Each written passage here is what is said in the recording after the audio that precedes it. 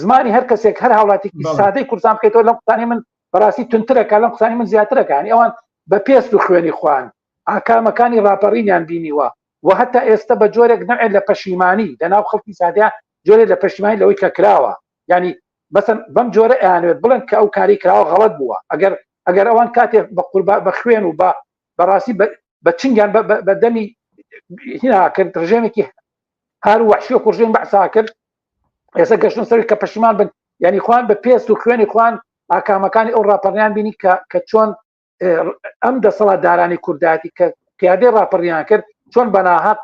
ئەو ڕەنج و قوربانی خەڵکیان برد بۆ خوان و بوو بە سەروەت و سامان و بۆ خوان و بنەوەکانیان ینی حتمما ڕاماڵینی حکومەتی بەعز کارێکی خراپ نەبوو کارێکی باشە کە حکومەتی بەعز ڕاماڵ کارێکی باشە حکومەتی بەعز نەمێنێ بەڵام کێشەکەدا کە بەداخەو ئەمە لە ئاکامی ڕاپەڕینێکی سیاسی هوشیارانە و جەماڵی خەڵکە کە خەڵک بەرەمەکەی پێچ کەس بەڕای من هیچ کەسێک لەوە ناڕەحەت نییە کە بەعز نەماوە و هەموو کەسێک پێی خۆشە بەعز نەماوە و بەڕای من ئەوە نقطەی قوتە بەعز نەماوە بەڵام بەداخەوەی کە هەموو کاتێک خەڵک قوربانی ئەیات بەرامبەر بەڕژێمێکی سەرکوتگەر زاڵم بەڕام بەدانێکی